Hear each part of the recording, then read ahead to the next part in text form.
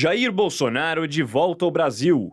Que desde a emenda constitucional 16 de 1997, que permitiu a reeleição, todos os candidatos em 1998, 2006 e 2014, respectivamente Fernando Henrique, Lula e Dilma, foram reeleitos. E ele é o primeiro caso de um presidente não reeleito em 2022. Então, é um fato só. Segundo, desde 1989, todos os presidentes, após a eleição direta restabelecidos, transferiram ao presidente eleito a faixa presidencial. Ele não o fez. E não só não o fez, como 2 dias antes se retirou do Brasil. Também é um fato inédito. Está voltando 3 meses depois. Também é um fato inédito.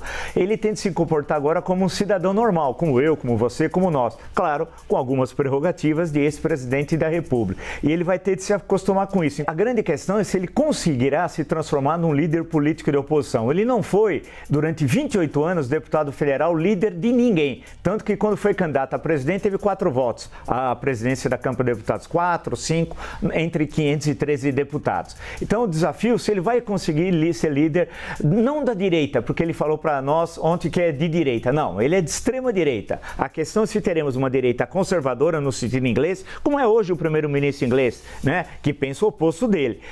Inclusive, na Escócia também ganhou um conservador agora, né? De origem paquistanesa, olha a diferença que está passando no Reino Unido. E uma direita liberal, né? Também ele não é de uma direita liberal. Então, ele tem concorrentes na direita conservadora, na direita liberal e na extrema-direita, outros que também surgirão. E você bem lembrou, o PL não é partido e nem é liberal. Esse é um fenômeno brasileiro. Os partidos não honram a sua denominação. O PL não é o único, é um deles apenas. Agora, tem uma grande bancada, 99 deputados. Grande parte dessa bancada vai aderir ao governo nos momentos chaves em troca de cargos. Isso é inevitável. Por outro lado, você destacou os processos. Provavelmente o da Justiça Eleitoral é aquele que vai ser mais célere. É o desenho, o cenário que se apresenta para esse ano, dele ficar já inelegível. O que é inelegível? Não poderá ser candidato durante 8 anos a qualquer cargo no Legislativo, né? E nem exercer nenhuma função da administração pública, direta ou indireta. Então, isso é o que determina a lei. Isso é bastante provável que ocorra ainda esse ano. O meu receio é o que vai acontecer. Qual vai ser a relação dos bolsonaristas de raiz, né? Porque aqueles que ele não tem 49,1, como teve no segundo turno, dia 30 de outubro. O bolsonarismo é bem menor que isso, pode ser uns 10, 15%. A questão é os outros, para onde vão? Esse que vai ser o grande desafio. E por fim, para esse momento, Colombo, se o Lula vai cair na armadilha, porque o Bolsonaro precisa da resposta do Lula para alimentar o seu discurso. Se o Lula não dá importância ao discurso dele, terceirizar a resposta e ser aquele que coloca a agenda política como elemento determinante e de discussão política, ele vai isolando paulatinamente o Bolsonaro, porque ele vai ter de entrar o Bolsonaro num tema que ele não gosta, que é agenda política, projetos, processos, ideias, o que ele não tem. Ele quer minimizar a discussão, falar de aborto, de transexuais, desse tipo de corrupção em abstrato, é desse tipo que ele gosta. Se o governo conseguir trazer para a discussão programática, arcabouço fiscal, reorganização econômica e a questão das joias, por fim, assumirem o primeiro plano, depois do TSE, da questão do TSE, como investigação e deve assumir, ele vai ficar em situação muito difícil. Relação de Jair Bolsonaro com o PL. É necessário pontuar algumas questões, né? Ele está querendo retornar ao Brasil, disse que vai retornar, vamos acreditar então na palavra dele. Ele está agora, vai ser presidente de honra e receber inclusive um salário que qualquer brasileiro gostaria de receber como presidente de honra. E o presidente de honra nada faz, né? É o que é curioso. Então ele vai receber para não trabalhar. Se somar os cerca de 40 mil reais, vamos falar de 40 mil reais, mais os 30 mil de aposentadoria como deputado, mais os 12 como militar, ele vai ganhar cerca de 82, 85 mil reais por mês. Mas ele é um homem simples, viu? Por outro lado, vamos lembrar também que ele tem direito, como ex-presidente, a uma série de benefícios vitalícios. Puxa vida, é uma lei de 1986, vale destacar 4 servidores para segurança e apoio pessoal, 2 veículos oficiais com os respectivos motoristas e assessoramento de 2 servidores ocupantes de cargos em comissão.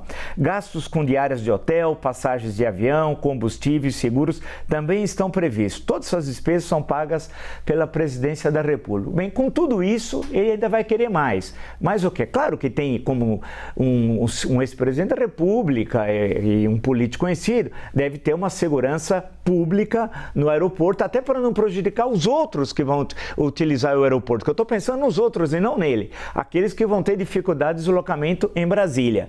Agora, motociata como um simples cidadão, isso não pode. Isso não pode.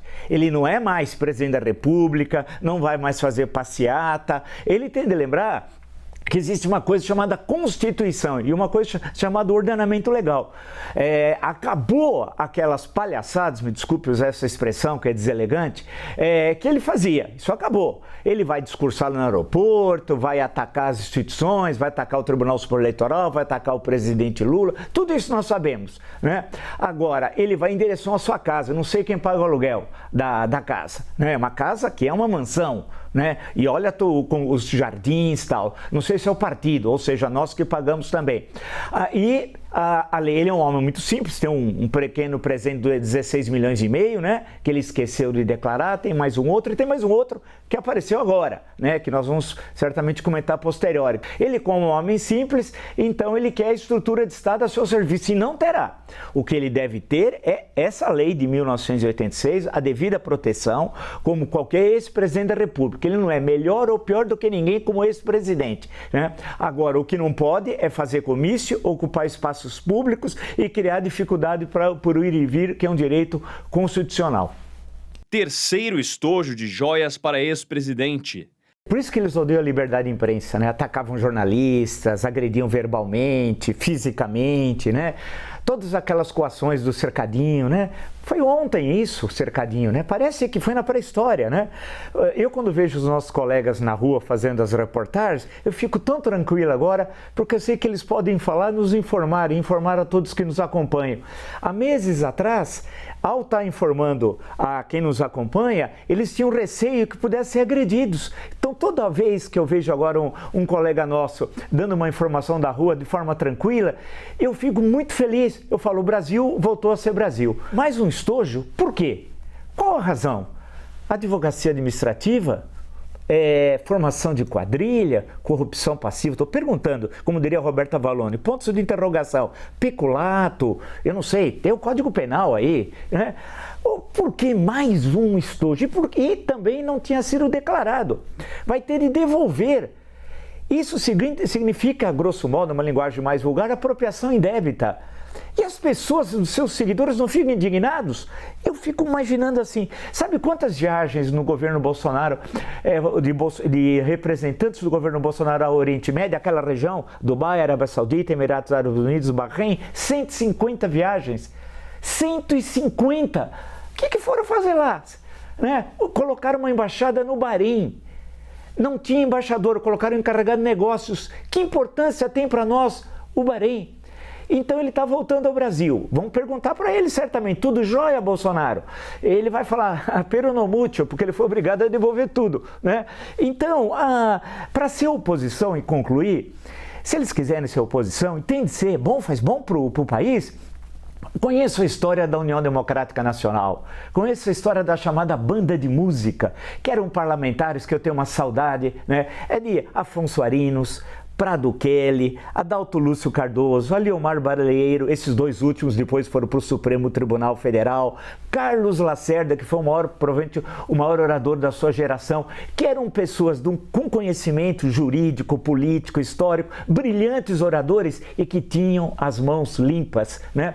Isso que é ser oposição, eram republicanos. Você podia discordar, eu conheço todos eles pelos anais, eu não pude conhecê-los pessoalmente, infelizmente. Agora, mas sei de políticos que conhecer, um de oposição ao Lacerda, que era do PTB mesmo, PTB varguista daquela época, disse que o maior orador que ele já tinha visto na vida dele foi o Carlos Lacerda, que era o opositor radical do varguismo. Esse ele me disse pessoalmente, um senhor que já tem quase 100 anos. Agora, a questão, portanto, de outro estojo, e será que não vai ter mais um outro estojo, mais um? E por que para o Piquet? Ele é depositário da União? Quer dizer que a fazenda do Piquet, agora o armazém, eu não sei o que ele tem, um galpão, agora quer dizer que bens públicos ficam sob responsabilidade de Nelson Piquet? Que aí volta a pergunta e concluo do Francelino Pereira, ex-governador de Minas Gerais. Que país é este? Decisão do STF sobre cela especial. Afinal, todos os brasileiros são iguais perante a lei, diz lá o caput do artigo 5º da Constituição, né? E não é porque tem diploma universitário, senão nós vamos separar também quem tem diploma universitário, quem tem mestrado, quem tem pós-doutorado e assim por diante. Não, não dá. Se cometeu crime e todos são iguais perante a lei, tem de cumprir esse crime. Agora, a questão que se coloca também, e aí está vinculado a isso, é que supostamente os que cometeram o crime e têm diploma universitário teriam melhores condições de viver na prisão. Aí vem a outra questão, as prisões brasileiras, que é algo que não dá voto, né? Igual saneamento básico. Ou que não dá voto, fala sério sobre o sistema prisional brasileiro, sobre mecanismos de controle, sobre questões que só tem no Brasil e não existe em nenhum lugar do mundo, né? Então é discutir seriamente, não só nos momentos eleitorais ou quando ocorre alguma tragédia, algum presídio, ou uma tentativa de fuga ou uma fuga, né? Nós precisamos discutir os presídios brasileiros da forma como eles estão, e vídeos, exemplos recentes agora do Rio Grande do Norte, né? Eles sobre controle do crime organizado, não é possível chamar um presídio, que o crime dentro do presídio controla o mundo externo. Antigamente, quando tinha fax, aos mais jovens nem sabem o que é fax. Fax era um aparelho mais ou menos assim, preciso explicar devagar, porque muita gente nunca... Outro dia eu falei para um jovem fax, ele falou, do que você está falando? Fax, e tinha um telefone acoplado e a gente achava uma maravilha, porque vinha o texto por fax, assim, que a gente mandava. Foi uma enorme revolução. Para mim foi uma coisa incrível quando eu vi aquilo a primeira vez. Bem, tinha quadrilhas no Rio de Janeiro que tinha escritórios dentro da cela, inclusive com fax naquela época, né? E com todas as formas de comunicação. Agora, isso só ocorre porque a corrupção interna dentro da polícia e dos presídios. Então, e aí cabe aos estados, não é culpa do governo federal. Então, acho que a questão central é primeiro ter controle dos presídios, melhorá-los, dar perspectiva de vida futura, né, aos presidiários e eliminar privilégios como esse, que é um privilégio que separa brasileiros e brasileiros, os que têm diploma e os que não têm diploma. Indicação de Cristiano Zanin para a vaga no STF. Nada como um dia após o outro, como diziam antigamente, né? É verdade. Ele vai passar, as sabatinas, elas são pro forma. Acho que a primeira coisa é o seguinte, cabe ao presidente da República a indicação. Está na nossa Constituição e desde a primeira Constituição Republicana de 1891 é assim, né? Então cabe ao presidente indicar. E excetuando a Constituição do Estado Novo de 1937, que o presidente indicava o presidente da Corte, tal qual nos Estados Unidos, que é assim, né? Mas aí voltou que a presidência da Corte, ela é rotativa.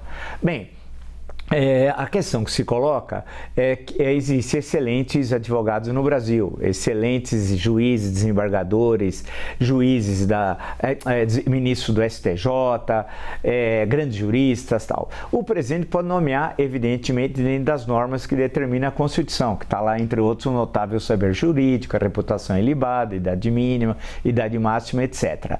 Agora, causa realmente desconforto nomear o seu advogado.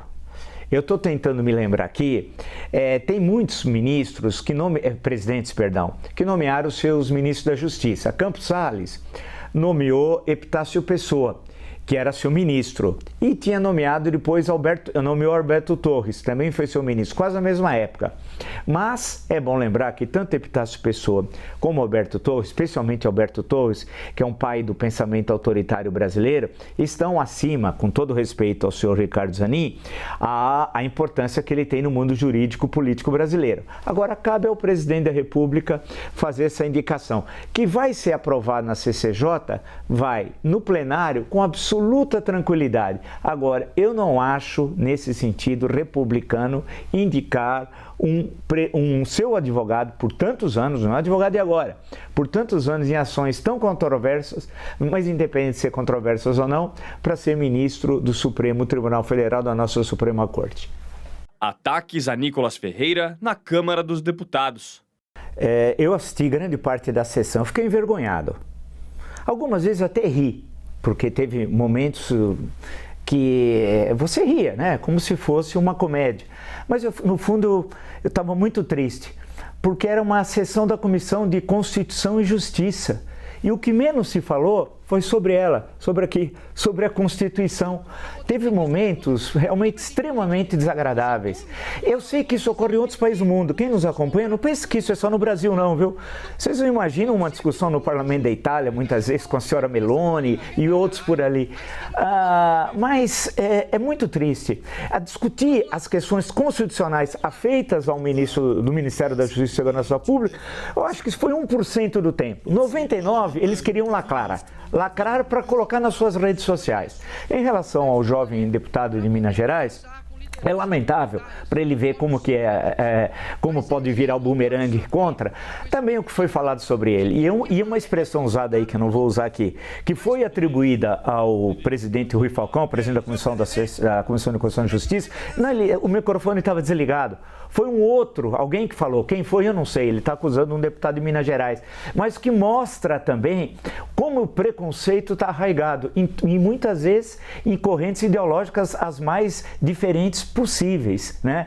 Então, eu fiquei muito triste. Teve deputados que desconheciam o funcionamento constitucional, né? Um deles, por exemplo, não vou me referir ao nome dele, achava que bastava consultar um site e colocar o nome do ministro que tinha o número de processos contra o ministro.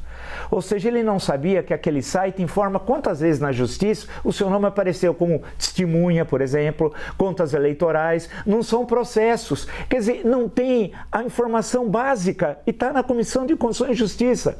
Então foi um espetáculo lamentável. Nós tínhamos adiantado ontem aqui que isso aconteceria, que era óbvio. O ministro disse que pretende voltar, caso convidado, outra vez à comissão, porque tinha mais de quase 50, 60, lá tinha um monte de inscritos, que era impossível, ele ia passar até da madrugada respondendo, mas sobre questões centrais, nada. O que havia era momentos para lacrar e colocar nas redes sociais. Eu fiquei muito triste e eu espero que as próximas, acho que é uma esperança meia infundada, acho que não tem um fundamento concreto, mas eu espero, desejo que as próximas sessões da CCJ, que é a comissão mais importante da Câmara dos Deputados, tenham um bom nível, né? Porque infelizmente eles não podem entender, os parlamentares, que o que você faz na rua, em movimentos de rua, você faz dentro do parlamento. Não, há uma distância. No parlamento você precisa compor, você precisa buscar união, né, com outros adversários seus, até para aprovar seus projetos. Na rua você fala o que você quiser, aqui na rede social, dentro da lei, né, você fala o que você quiser. Agora, fazer isso no parlamento foi lamentável, foi uma triste sessão da CCJ. Paulo Coelho critica governo Lula. O Lula não imaginou que encontraria a situação que encontrou no Palácio do Planalto. Ele achou que era a mesma de 2003, que ele chamava de herança maldita. Ele encontrou tudo organizadinho em 2003. Em 2023, ele encontrou caos. O caos, sem exagero, o caos orçamentário, na estrutura de Estado, com a relação com a sociedade, nas relações diplomáticas, na tensão da sociedade, é o caos. Então a grande questão que se coloca para o Lula, lembrando o imperador filósofo Marco Aurélio, já que estamos aí falando de escritor, só que o Marco Aurélio evidentemente é muito mais importante que o Paulo Coelho, né? Que palavras, elas são opiniões, não fatos, né? Palavras, elas são opiniões, não fatos. Ação é a única verdade. Então é necessário ação, né? E a grande questão é que não tem ação. O governo está paralisado. Voltamos à questão inicial. O segundo escalão, está todo preenchido? Não. Terceiro escalão? Não. E são essenciais para as máquinas funcionarem nos ministérios. A coisa está parada, está todo mundo falando. E como diz o imperador filósofo Marco Aurélio, isso daí não resolve nada. A ação é a única verdade. Então, essa é a grande questão. Agora, o Paulo Coelho com todo respeito, né? Eu nunca li uma linha dele, viu? Confesso a vocês, me desculpe ser... Eu sou absolutamente sincero. Nada contra e nada a favor também. Eu tenho pilhas de outras coisas que eu acho que são mais importantes para ler. Com todo respeito a ele, sei que internacionalmente ele é muito reconhecido em mais de 80 países. Você vai em aeroportos na Europa, tem lá setores nas livrarias no aeroporto dedicados aos seus livros e tal. Então não tenho, evidentemente, nada contra ele, parabéns, etc. tal, mas não conheço sua obra literária. Sei que ela existe, sei os títulos, mas não li. Agora, está decepcionado? Em menos de 3 meses, e chamar de patético. Por que patético? Eu acho que ele conhece bem a expressão, né? É muito duro, porque em seguida ele usa a expressão trampa. Eu não sei se tem em português, mas tem em espanhol, trampa. Eu precisava ver, ou em espanholismo, nós incorporamos ao português, mas em espanhol é comum a gente usar. Tem um livro, Las Trampas de la Fé, do Otávio Paz, inclusive. A questão que se coloca é que é muito duro. E em menos de 3 meses você quer a solução dos problemas nacionais. Então você dá uma ideia de sebastianismo. Para concluir, o que é o sebastianismo? Aquela ideia que nós temos no Brasil, que veio de Portugal, da chegada do rei Salvador, só que em Portugal ia tirar o Portugal do atraso, era o Dom Sebastião, né, que morreu em 1578, né, isso, e o corpo nunca foi encontrado, do rei que vai transformar o Portugal através de um grande império. No Brasil, o sebastianismo era lido diferente, é a chegada do rei Salvador que vai libertar os pobres da opressão. Isso você tem os movimentos messiânicos. Tem vários que a gente poderia citar a Pedra Bonita no século XIX, poderia citar o Contestado, etc., já no século XX, etc. No Canudos não, Canudos é uma outra coisa.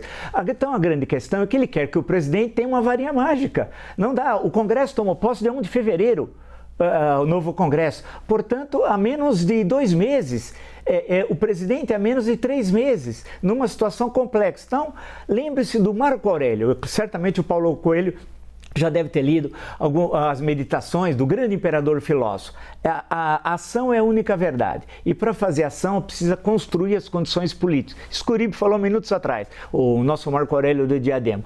A questão é essa. Ou seja, precisa construir. E para construir nesse momento é muito mais difícil que 20 anos atrás. E saber que numa democracia é convivência de contrários e de convencimento. É assim. Aonde há tranquilidade, onde há silêncio? No cemitério. Mas no cemitério todos estão mortos. Na democracia todos estão vivos. E esses problemas de hoje são os mesmos de Atenas, no século IV a.C., V a.C. É inacreditável. É a questão da democracia. Mas tem regime melhor, diz o Winston Churchill? Não. Com todos esses problemas, o melhor regime continua sendo a democracia. Ocupações do MST pelo Brasil. Você veja, né, que não há implicância com relação ao comentário que eu fiz, eu não estou diminuindo, evidentemente, a importância lá do Paulo Coelho, mas quando ele disse, o governo é patético, estou decepcionado, não tem nem chegou ao 100º dia, criado pelo Franklin Roosevelt, né, em 1933, 100 dias, célebre 100 dias, não tem 3 meses, e só tem problemas, né? Teve o 8 de janeiro, se a gente for lembrar, em menos de um trimestre, e o MST não tem colaborado com o governo também. Se ele tem essa demanda, por exemplo, ele vai ao Ministério do Desenvolvimento Agrário. Antes de fazer uma invasão, como no episódio da Suzano, né, o ministro Paulo Teixeira, do Desenvolvimento Agrário, disse, olha, eu tenho 2 milhões para desapropriar. Aquela área custa 200 milhões, mas só falta 198. Pô, tá bem próximo. Então, e o MST ficou em grande parte no quadrênio presidencial anterior em silêncio. Então, cria uma narrativa, vamos falar uma palavra da moda, cria uma narrativa o seguinte, o MST é um braço do governo Lula e age para atacar o agronegócio. Não é verdade isso, eu sei que não é, mas é o que passa, porque o MST no quadrênio presidencial anterior ficou quase que 48 meses em silêncio, e agora começa a agir. E a grande questão é que, para resumir, é que a questão agrária, como nós falávamos no passado, nos anos 1950, 1960, 1970, tem tantos trabalhos acadêmicos sobre isso, a questão agrária era considerada indispensável para resolver a produção de alimentos no Brasil. Era reforma agrária e desenvolver a indústria nas cidades. Quem lê Celso Furtado, por exemplo, o maior economista brasileiro, você vai ver como isso era colocado naquela época. Só que foi resolvida a questão do abastecimento dos centros urbanos sem reforma agrária, né? Ou seja, de outra forma, ou através da propriedade familiar ou do agronegócio, etc, etc. Agora diz que o problema não é mais econômico no campo, é social, dar terra para resolver uma questão social. Isso é uma bobagem. Isso é uma bobagem. A questão hoje é se o trabalhador no campo quer terra ou quer a aplicação da legislação trabalhista, a CLT, o Ministério do Trabalho e tal. Essa é uma velha questão que vem dos anos 1970. Então eu acho que nesse sentido, com todo respeito à direção do MST, a seus militantes, mas eles estão favorecendo, agindo sem querer a favor dos bolsonaristas. E são uma espécie de braço do bolsonarismo extremista, sem saber que exercem essa, presumo eu, essa ação que é, no fim, anti-Lula, anti-governo, antidemocracia. Ataque à escola em São Paulo. É um problema complicado isso. Claro que alguns apresentam soluções facílimas. Colocar um guarda em cada escola, isso é uma piada. Controle de metais na entrada da escola, outra piada. Né? As pessoas não conseguem entender a complexidade do mundo contemporâneo. Ou idealizam um passado que nunca existiu. Basta ler O Crime Cotidiano, Boris Fausto, 1880-1922, 24, para ver como que a violência estava presente na cidade de São Paulo no final do século XIX e no início do século XX. Portanto, nós temos uma presença da violência na sociedade brasileira. Esses fenômenos de escola, tivemos problema nos Estados Unidos também, e mais um ataque a escolas com número de mortes, sempre aquelas grandes tragédias que são terríveis de serem assimiladas. A pergunta é sempre, em situações como essa, o que fazer para que isso não se repita? Acho que, de um lado, seria necessário uma contribuição da segurança pública de criar uma espécie de setor, não estou dizendo que seja uma delegacia específica sobre isso, mas para que possa receber denúncias de fatos como esse em todo o estado de São Paulo, já que estamos falando aqui da cidade e do estado de São Paulo, isso pode ser ampliado nacionalmente, mas vamos falar do estado de São Paulo, denúncias como essas que foram recebidas. E junto com a Secretaria de Educação, por isso que a importância dessa ligação com a Secretaria de Educação, ter um setor também na Secretaria de Educação que cuide de situações como essa e possam tomar uma ação antes que uma tragédia como essa ocorra, né? Ou seja, junto a alunos e alunas que estejam propalando a violência. E, por outro lado, também, eu acho que, de alguma forma, no conteúdo escolar, apontar a questão da cultura da paz, né? Que não é uma tarefa fácil, né? Mas um conteúdo que, em diversas disciplinas, isso é possível fazer. A Secretaria de Educação tem expertise, gente competente, que a cultura da paz faça parte, de uma forma ou de outra, de conteúdos programados. Portanto, um conjunto de ações para que possa prevenir. Não significa que vai impedir que fatos trágicos como esse ocorram. Infelizmente, hoje a situação é muito diferente, mas esse controle das redes sociais via denúncias para a delegacia, um setor da uma delegacia, um setor da segurança pública, e o trabalho junto com a Secretaria de Educação pode evitar ou diminuir que se repitam situações tenebrosas como essa.